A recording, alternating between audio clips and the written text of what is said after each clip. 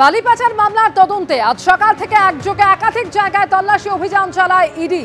আর এর মধ্যে আসানসোলে ইডির অভিযানে উদ্ধার হলো 34 লক্ষ টাকা। বালি ব্যবসায়ী মনীষ বাগারিয়ার বাড়ি এবং অফিসে তল্লাশি চলে, আর সেই তল্লাশিতে উদ্ধার হওয়া টাকার পরিমাণ 34 লক্ষ টাকা এমনই জানা যাচ্ছে ইডি সূত্রে। আর কি খবর রয়েছে প্রকাশ সিনহা এই মুহূর্তে টেলিফোনে আমাদের সঙ্গে রয়েছে। প্রকাশ, উদ্ধার হওয়া টাকার পরিমাণ 34 লক্ষ, কি জানতে পারছো ইডি সূত্রে? একদমই, আজকে দুপুরবেলা যখন আমরা খবর পাচ্ছিলাম তখন এই টাকার অঙ্ক ছিল 15, কিন্তু এখন সর্বশেষে যেটা আমরা ইডি সূত্রের মারফত জানতে পারছি যে 34 লক্ষ টাকা আসানসোলের মনীষ বাগারিয়া বালি ব্যবসায়ী, বালি খাদান একাধিক রয়েছে, তার বাড়ি থেকে উদ্ধার করা হয়েছে। এবং যেটা ইডি আধিকারিকরা জানাচ্ছেন যে বাড়ির ভিতরে বিভিন্ন ব্যাগে বিভিন্ন জায়গায় কিন্তু এই টাকা রাখা ছিল, এবং টাকা যখন হিসেব চাওয়া হয়, অর্থাৎ মনীষ বাগারিয়া বা পরিবারের সদস্যদের কাছ থেকে টাকার সোর্স জিজ্ঞেস করা হয়, তার কোনো সঠিক তথ্য পরিবারের সদস্যরা বা ব্যবসায়ী দিতে পারেননি। তাই এই সমস্ত 34 লক্ষ টাকা বাজেয়াপ্ত করা হয়েছে। এবং যেটা ইডি সূত্রের খবর, আজকে সকাল থেকেই তুমি জানো ম্যারাথন তল্লাশি অভিযান চলছিল একাধিক জায়গায়, তার মধ্যে আসানসোলের মনীষ বাগারিয়া ব্যবসায়ী, তার বাড়ি, তার অফিস, দু জায়গায় তল্লাশি অভিযান চলছিল। এবং মূলত ইডি আধিকারিকরা যেটা মনে করছেন যে বালি পাচারের যে কোটি কোটি টাকার লেনদেন হতো এবং অবৈধভাবে বালি পাচার করে যে টাকা আসতো, সেই টাকাই কিন্তু নগদ লেনদেন যেহেতু হতো, সেই টাকা সেখানে লুকিয়ে রাখা হয়েছিল। এবং এই টাকা বাজেয়াপ্ত করার পর আগামী দিনে ব্যবসায়ীকে তলব করে তাকে জিজ্ঞাসাবাদ করা হবে। কিন্তু আজকের ইডি তল্লাশি অভিযানে একদিকে যেমন প্রচুর নথি, ডকুমেন্ট, ডিজিটাল এভিডেন্স, একাধিক তথ্য প্রমাণ সংগ্রহ করা হয়েছে ইডি আধিকারিকরা দাবি করছেন, অন্যদিকে 34 লক্ষ টাকা আসানসোলের ব্যবসায়ী মনীষ বাগারিয়ার বাড়ি থেকে উদ্ধার করা হয়েছে, বাজেয়াপ্ত করা হয়েছে। এবং যেহেতু পরিবারের সদস্যরা এই টাকার হিসেব দিতে পারেননি, এই টাকা কিন্তু বাজেয়াপ্ত করা হলো। এবং যেটা ইডি সূত্রের খবর, আজকে সারাদিন ধরে বালি পাচার মামলায় একাধিক জায়গায় তল্লাশি অভিযান চলে, এবং কিভাবে এই সিন্ডিকেট অপারেট করতো, কাজ করতো, প্রোটেকশন মানি বা প্রভাবশালীদের কাছে কত টাকা পৌঁছে দিত, কিভাবে পৌঁছতো, এই সমস্ত তথ্য জানার জন্য আগামী দিনে একাধিক ব্যক্তিদের জিজ্ঞাসাবাদ করা হবে, তলব করা হবে। কিন্তু যেটা ইডি সূত্রের খবর, ফের ইডির অভিযানে টাকা উদ্ধার করা হলো। এবার কিন্তু আসানসোলের ব্যবসায়ী বালি পাচারের অভিযোগে যার বাড়িতে সকাল থেকেই তল্লাশি অভিযান চলছিল, মনীষ বাগারিয়া, তার বাড়ি থেকে কিন্তু একেবারে সকাল থেকে তল্লাশি অভিযান, আর মনীষ বাগারিয়ার বাড়ি থেকে সেই তল্লাশি অভিযানে উদ্ধার হলো 34 লক্ষ টাকা। ধন্যবাদ প্রকাশ। আর বালি পাচারের তদন্তে যে 3 জায়গায় তল্লাশি অভিযান চলে, এবার সেই ছবি আপনাদের সামনে তুলে ধরবো। আসানসোল লালগড় বেন্টিং স্ট্রিট, অর্থাৎ কলকাতার বেন্টিং স্ট্রিটেও তল্লাশি অভিযান চলে।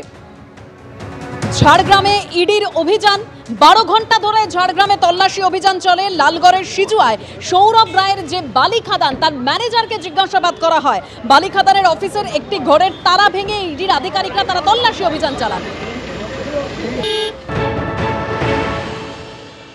টানা তল্লাশি অভিযানের পর লালগড় থেকে ইতিমধ্যে বেরিয়ে যাচ্ছেন এনফোর্সমেন্ট ডিরেক্টরেটের আধিকারিকেরা। বালি পাচারে কারা জড়িত, কোথায় গেছে টাকা, সেই বিষয়টা জানার জন্যই দফায় দফায় তাদের এই যে তল্লাশি অভিযান সেগুলো চলেছে। তার সঙ্গে সঙ্গে যারা কর্মীরা তাদেরকেও জিজ্ঞাসাবাদের প্রক্রিয়া চালানো হয়েছে। ঠিক যেখানে আমরা দাঁড়িয়ে রয়েছি, এই হচ্ছে সেই দপ্তর, এই বালি খাদান, ঠিক কংসাবতী নদীর পাশে সেই বালি খাদানের যে অফিস, সেই অফিসের সামনে আমরা দাঁড়িয়ে রয়েছি। প্রবীর দেখে বলছি দেখানোর জন্য, এখানে একাধিক ঘর রয়েছে এবং এখানে এই যে তল্লাশি অভিযান চালানো হয়েছে সেখানে আমরা দেখছি যে ইতিমধ্যে এখানে এই যে ঘর, যেখানে নথি এখান থেকে উদ্ধার করা হয়েছে একের পর এক, এখানে ইলেকট্রনিক্স ডিভাইসগুলো রয়েছে, সেখান থেকে ডিজিটাল এভিডেন্স সংগ্রহ তারা করার চেষ্টা চালিয়েছেন। এই যে ঘর, সেই ঘরের ভেতরে তারা তল্লাশি অভিযান চালিয়েছেন।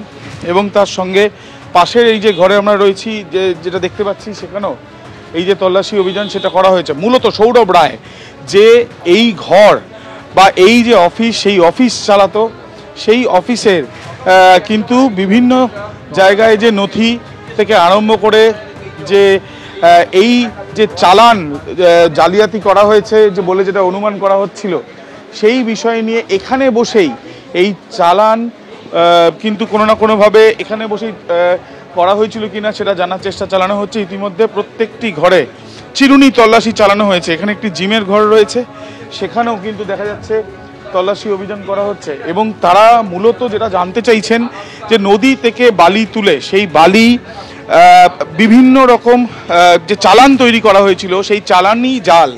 এবং আরও একবার দেখাচ্ছি যে এই ঘরে দীর্ঘক্ষণ তল্লাশি অভিযান চালানো হয়। এখানে বেশ কিছু ইয়ে রয়েছে এখানে যেগুলো ঘরে তল্লাশি অভিযান চালানো হয়েছে। এখানে বসেই কি কোনোভাবে সেই চালান কি তৈরি করা হয়েছিল কিনা সেটাও খতিয়ে দেখা হচ্ছে। ক্যামেরায় প্রবীরদের সাথে আবির দত্ত, এবিপি আনন্দ, লালগড়। আর বালি পাচারের এই তদন্তে ইডির এই অভিযান নিয়ে শাসক বিরোধী কার কি মন্তব্য শুনুন। দেখুন, এখানে একটা বড় বালির চক্র চলে। আসানসোলেও আমরা বিভিন্ন জায়গা থেকে যে সমস্ত খোঁজগুলো পাচ্ছি, বিভিন্ন নাম, তাতে নান্নে খান, চিন্ময় মণ্ডল, গৌতম ঘোষ, ইমতিয়াজ, এর সাথে যুধিষ্ঠির ঘোষ, এরকম প্রচুর নাম, মিস্টার খান, এরকম আসানসোলের বহু ব্যক্তির নাম আমরা দেখতে পাচ্ছি যে বালিকাণ্ডের সাথে নাকি যুক্ত আছে। আমরা জানতে পারছি বিভিন্ন সোর্সের মাধ্যমে। তো আমি বলবো ইডিকে সবার ভূমিকা খতিয়ে দেখার জন্য। বাংলার মানুষের টাকা, বাংলার মানুষের সম্পদ, বাংলার মানুষের বালি, বাংলার মানুষের কয়লা, সেটা তৃণমূল কংগ্রেস চুরি করে বেচে দেবে, এটা তো হতে পারে না। এর টাকার ভাগ পাওয়ার কথা মমতা বন্দ্যোপাধ্যায়ের পরিবারের নয়, মমতা বন্দ্যোপাধ্যায়ের লোকেদের নয়। এই টাকার ভাগ বাংলার মানুষের কাছে যাওয়ার কথা, বাংলার মানুষের, গরিব মানুষ, খেটে খাওয়া মানুষ, প্রান্তিক মানুষের পকেটে যাওয়ার কথা।